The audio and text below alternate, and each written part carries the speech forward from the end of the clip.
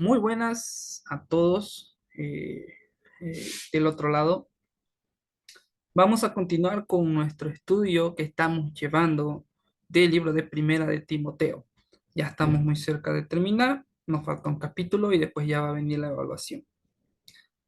Vamos entonces a empezar con este capítulo, que es un capítulo muy práctico. Ya si bien capítulos anteriores que hemos venido viendo, hemos visto muchas formas en las cuales Timoteo debía dirigir la iglesia, ¿no? Acerca de la falsa doctrina, el ministerio que estaba haciendo Pablo, las instrucciones sobre la dirección de los cultos, los requisitos para las elecciones de los obispos y diáconos y el liderazgo. Y también se habló acerca de la apostasía. En esta ocasión vamos a ver un poco acerca de los deberes hacia los demás, no los deberes hacia los demás.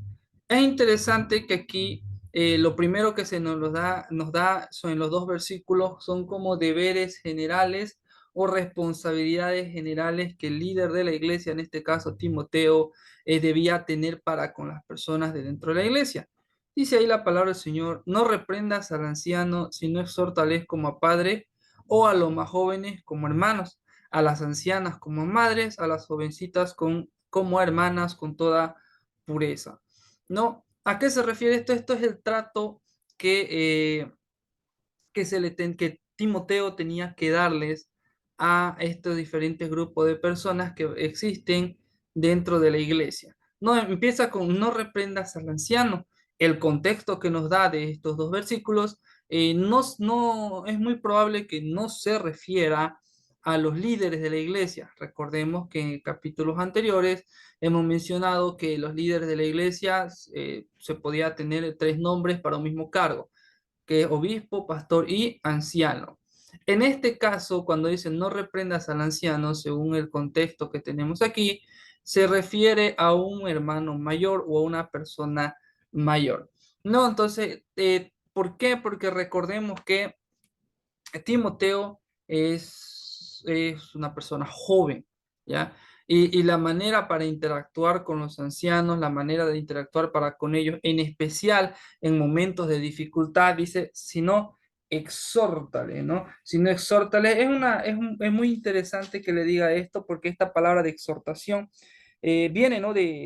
Está relacionada con la palabra griega que se le da al Espíritu Santo, el cual es paracletos, ¿no? Paracletos, que en sí puede referirse o traducirse fortalecele, ¿no? Alude a alguien que está al lado de alguna persona o para ayudarle, para fortalecerle.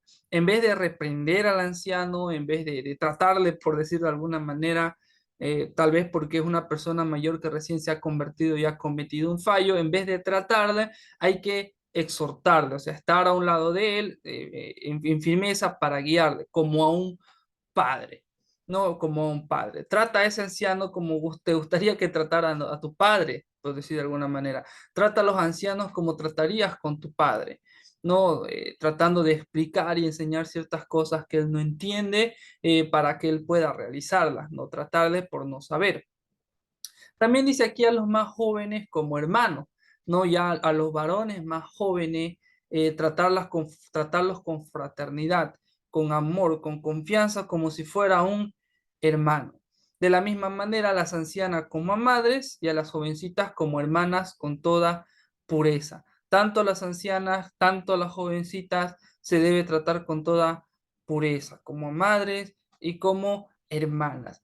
Entonces, en resumidas cuentas, estos versículos, el versículo 1 y 2 del capítulo 5, nos dicen que tratemos con fraternidad a todos los hermanos que están dentro de la iglesia local, ya sean mayores o de nuestra edad, ya sean varones, ya sean mujeres. El trato tiene que ser siempre con una fraternidad, con paciencia, como si fuera nuestra familia, porque en realidad sí lo son nuestra familia espiritual. Entonces, de esa manera debemos tratarlo. No, entonces, hasta ahí cierra con la idea de los deberes hacia los demás de forma muy general. Ahora se va a hablar acerca de los deberes hacia las viudas, ¿no? Es interesante que aquí dice que honra a las viudas que en verdad lo son. Aquí me olvidé de marcar con rojo, pero toda esta sección es con rojo, ¿no? Que es una sección de ministerio. Empecemos con esto. Honra a las viudas que en verdad lo son, ¿no? Honrar significa darle un lugar de prestigio o un reconocimiento. A las viudas es en referencia a una mujer pues que se quedó sin su marido, pero esta frase es interesante, que en verdad lo son, ¿no? ¿Acaso hay viudas verdaderas y viudas falsas? Viudas que en realidad son viudas y otras que no.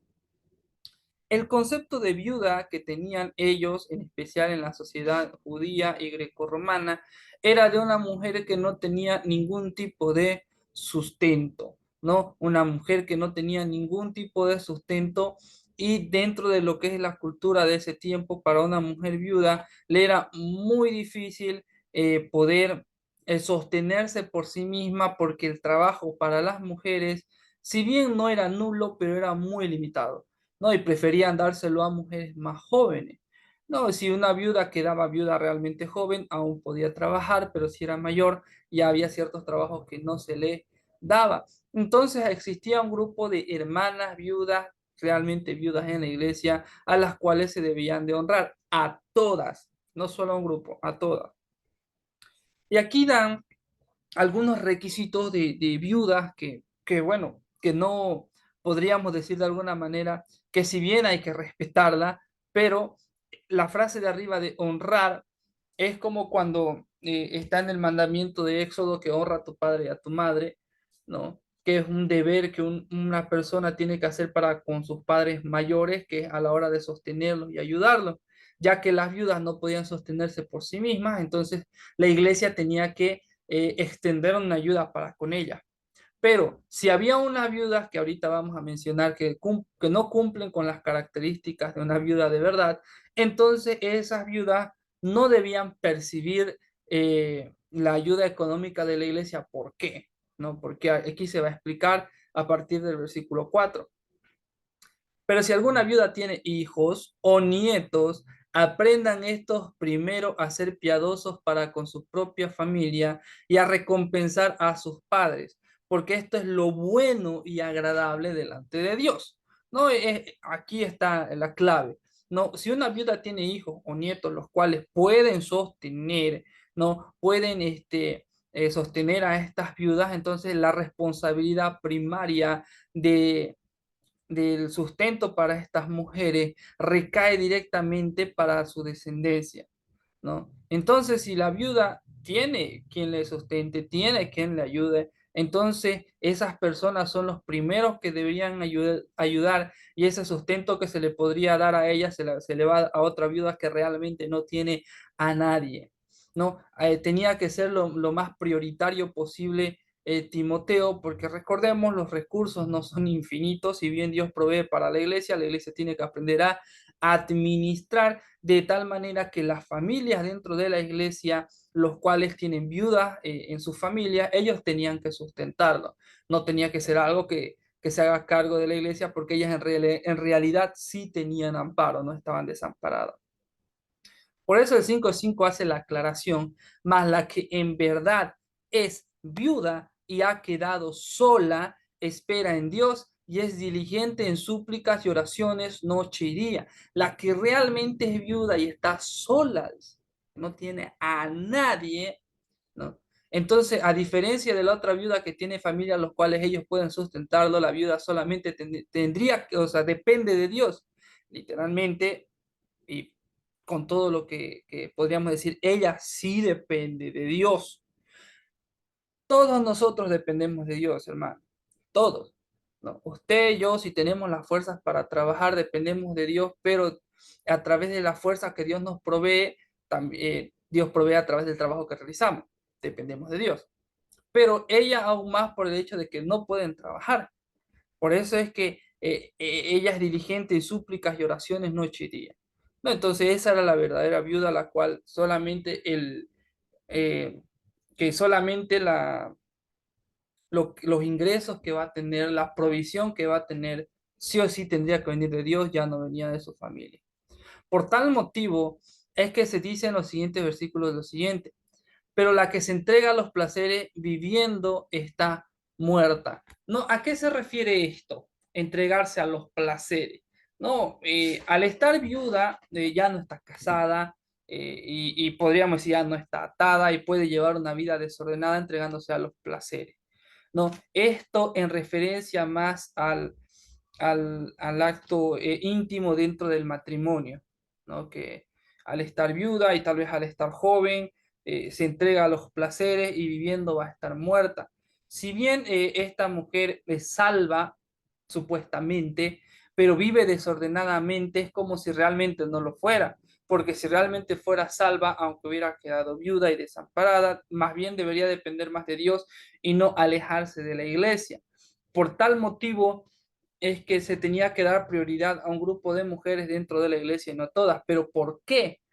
La Biblia siempre se explica a sí misma porque dice el versículo 7 en adelante, manda también estas cosas para que sean irreprensibles. Todas las viudas dentro de la iglesia tienen que ser irreprensibles, que no haya de qué se le acuse.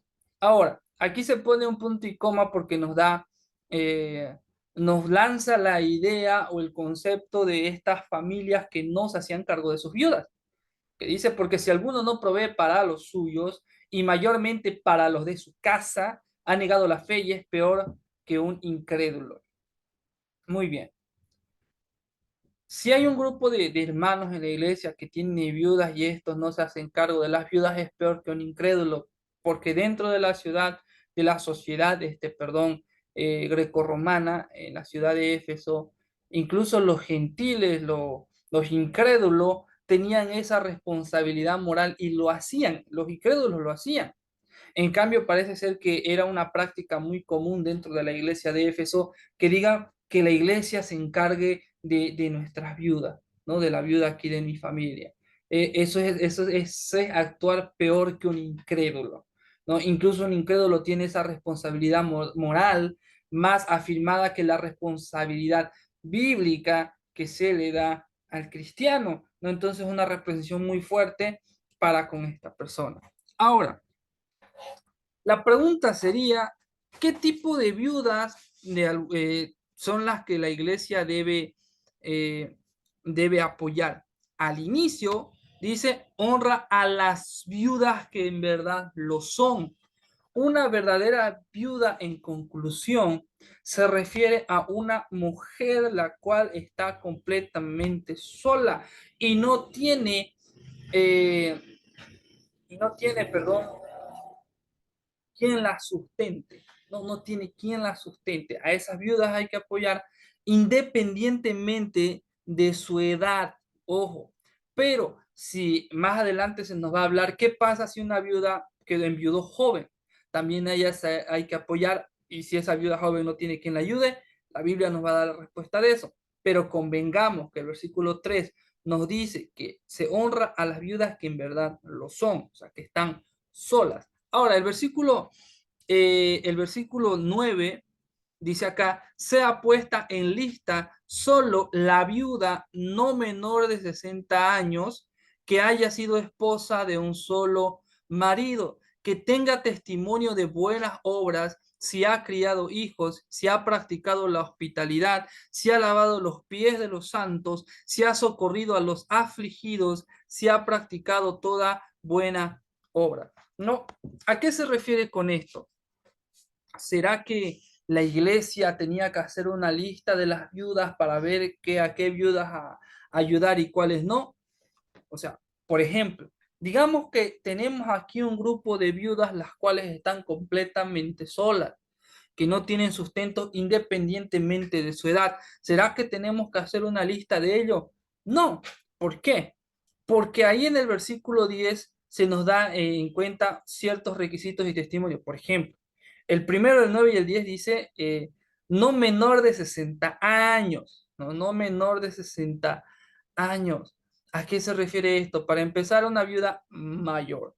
La edad de jubilación técnica dentro de Éfeso era los 60 años, a los cuales a la mujer viuda en especial o a las mujeres mayores se le daban el tiempo para disfrutar de su vejez y la última etapa pues con sus nietos. También dice que haya sido esposa de un solo marido, ¿no? Pongámoslo así, de esta manera. Digamos que ella enviudó muy joven y se volvió a casar y volvió a enviudar ya mayor. ¿Será que ella calificaba, podríamos decir en teoría, tenía que ser, no tuvo un marido, sino tuvo dos?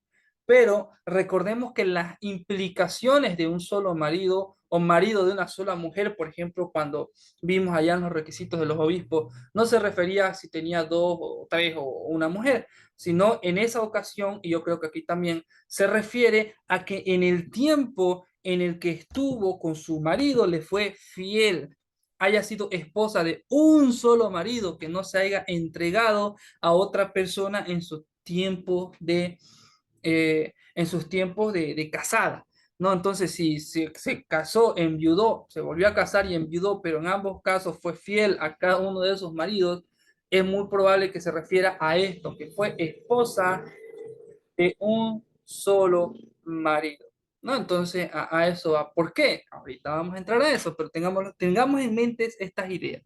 También dice que tenga testimonio de buenas obras. ¿Cuáles son esos testimonios de buenas obras? Si ha criado hijos, o sea, lo has criado bien, si ha practicado la hospitalidad, si ha lavado los pies de los santos. Esta frase, si ha lavado los pies, era una frase que se podía tomar de forma literal como alegórica, porque el trabajo de lavado de los pies era de la servidumbre dentro del pueblo o dentro de esa cultura, entonces de que esta mujer haya sido muy servicial para con los santos, si ha socorrido a los afligidos, si ha practicado toda buena obra, esta viuda tendría que ser puesta en la lista. ¿Pero qué lista? Allá en Tito, en el libro de Tito, cuando lleguemos ahí nos vamos a dar cuenta que hay un grupo de mujeres las cuales van a desarrollar un ministerio muy puntual dentro de la iglesia, allá con Tito. Y esas mujeres tenían que cumplir ciertas características que son compatibles con esta lista de aquí.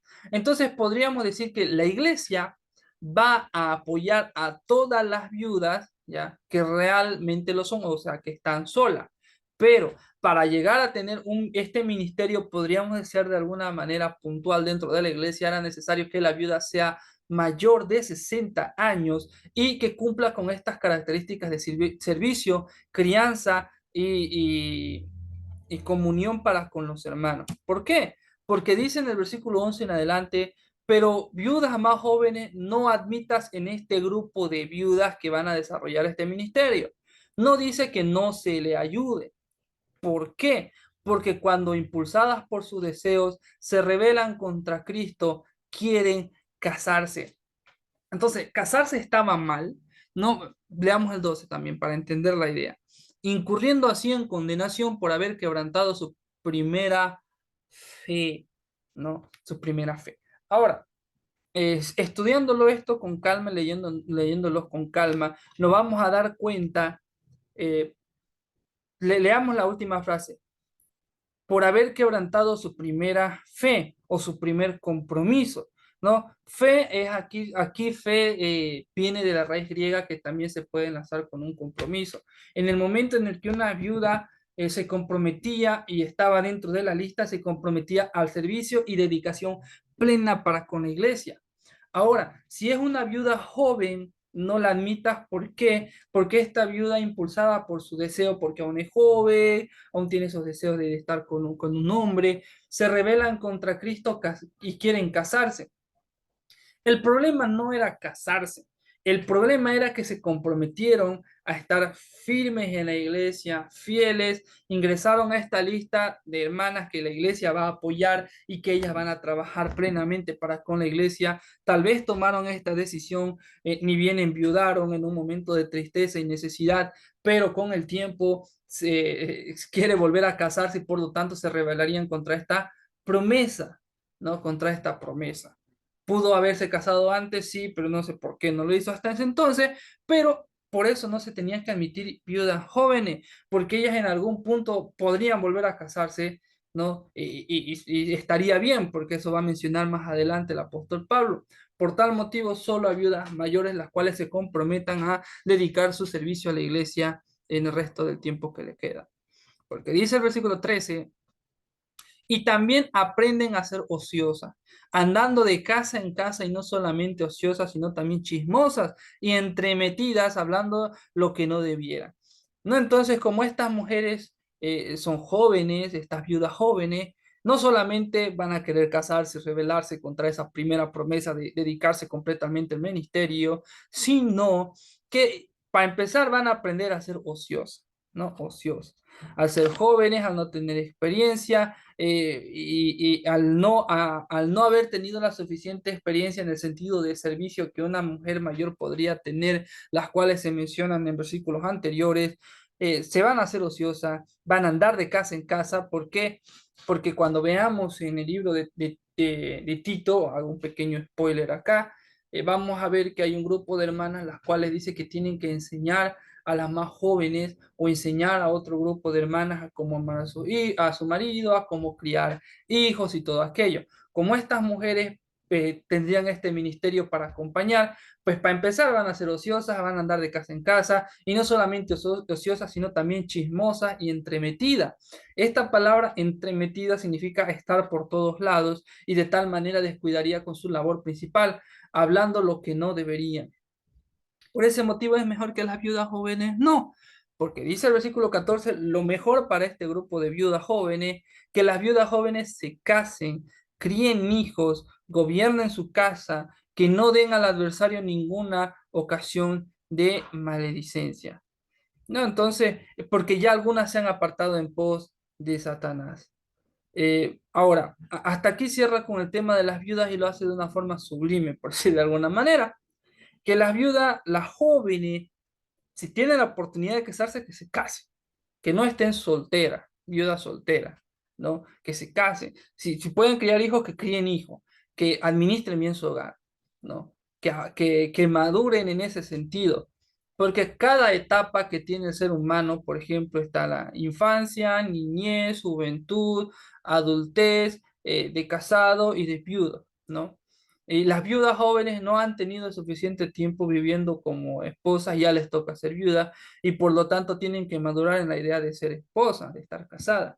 Por tal motivo, Pablo le dice, es mejor que las jóvenes se casen, si están en la posibilidad de hacerlo, a menos que si es que no pueden quedarse solas, ¿no? Porque hay también un grupo de personas viudas que se pueden quedar solteros, se pueden quedar solos. Pero si no es así, es mejor que se casen para que no den ocasión de maledicencia o que sea de muy mal testimonio para con la iglesia.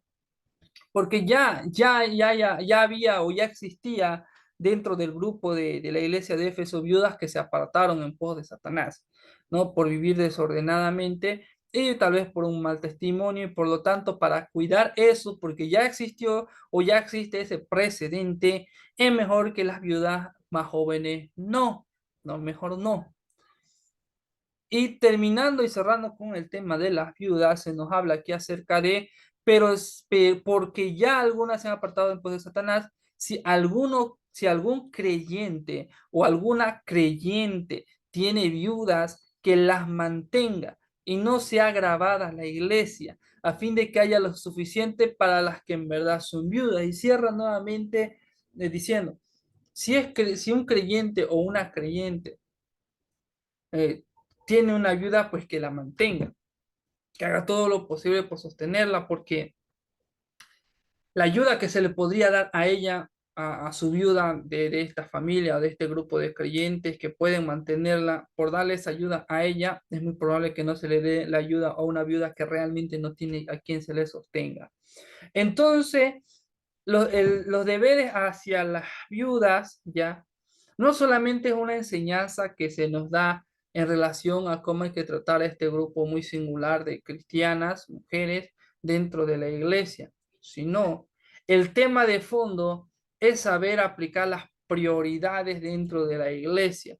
No es nomás y saber identificar a quién y cómo ayudar, ¿no? Si va a tocar decir en algún punto como iglesias o como líderes, decir, bueno, no es, o sea, si bien hay necesidad de alguna forma, pero esta otra persona tiene aún más necesidad, es mejor darle un alto, buscarle otra forma o no sé. Pero el principio de fondo de este tema de los deberes hacia las viudas es saber dar prioridad y saber examinar a la hora de dar cualquier tipo de ayuda. Pasamos al otro. Deberes con el liderazgo, ¿no? Con el liderazgo. ¿Por qué decimos con el liderazgo? Porque aquí ya el contexto nos empuja a interpretar el versículo 17 en adelante de la siguiente manera. Los ancianos que gobiernan bien sean tenidos por dignos de doble honor y mayormente los que trabajan en predicar y enseñar. No, entonces aquí dice los ancianos, es muy probable que se refiera a este grupo de hermanos los cuales desempeñaban el liderazgo dentro de la iglesia, que gobiernan bien o que realizan bien su trabajo, sean tenidos por dignos de doble honor. Esta frase de dignos de doble honor se utilizaba mucho para referirse a darle un doble salario, una doble paga, pero es muy probable que aquí haga referencia a que se le pague mejor, ¿no? Se le dé una mejor recompensa, se le dé una mejor apreciación a, a estos ancianos. Y mayormente a los que trabajan en predicar y enseñar. No, esto es importante el poder tenerlo en cuenta, es importante el saber la diferencia entre predicar y enseñar, ¿no? Un predicador y un maestro no son lo mismo, pero la misma persona puede desempeñar ambos roles. Predicar se refiere a una persona que expone las escrituras, claro, un predicar que expone las escrituras y las pregona para el evangelio. Y la enseñanza se refiere a esta persona que enseña de las escrituras para el crecimiento espiritual, ¿no? Son dos labores que pareciera ser parecidas, pero en aplicación son distintas, ¿no? Entonces a estos ancianos hay que darle este doble honor. Pues la escritura dice, no pondrás bozal al buey que trilla y digno es el obrero de su salario, ¿no? Esto nos da a entender que si el anciano se esfuerza, trabaja, se ve que está realizando algún tipo de trabajo, eh, sería bueno eh, que reconocerle ese hecho. Siempre tengo en mente una anécdota y les comparto aquí. Recuerdo que en una reciente, ¿no? En una clase de escuela dominical, a un joven le pedí ayuda para que enseñe y le di los pasos de cómo estudiar su Biblia para poder armar el tema y para poder enseñar. Un tema que no tenía que pasar de 15 minutos, ¿no? 15 20 minutos. ¿No? Y finalizando en la otra semana, cuando me tocó volver, porque tuve que dejarlo de reemplazante, él me dijo, ¿sabe qué, pastor? Yo no sabía lo complicado que se podría poner el estudiar la Biblia para poder enseñar. No sé cómo lo hacen ustedes los pastores para preparar un bosquejo para toda una semana o para todo un mes. ¿No? Entonces es interesante que ponerse de ese lado y saber reconocer ese esfuerzo de predicación y enseñanza es muy, muy bueno, ¿no? Porque para que ese pastor predique, primeramente debió aprender, un tiempo que se debió tomar. Entonces es muy importante reconocer siempre ese esfuerzo. Ahora, versículo 19 nos habla acerca del pecado. Porque dice, contra un anciano no admitas acusación, sino con dos o tres testigos. Una costumbre muy importante y muy buena, creo yo, desde esos tiempos, es que para poder verificar la información o cualquier tipo de testimonio, era necesario tener mínimamente dos o tres testigos, ¿no? Dos o tres testigos que corroboren con la información que se esté dando. Porque, por ejemplo, ¿alguna vez se han preguntado por qué existen cuatro evangelios que hablan acerca del ministerio del Señor Jesucristo aquí en la tierra? No. No solamente existen tres testigos que dejaron unos escritos del ministerio del Señor Jesucristo aquí en la tierra, sino que son cuatro, ¿no? Entonces, como referencia a ello. ¿Por qué?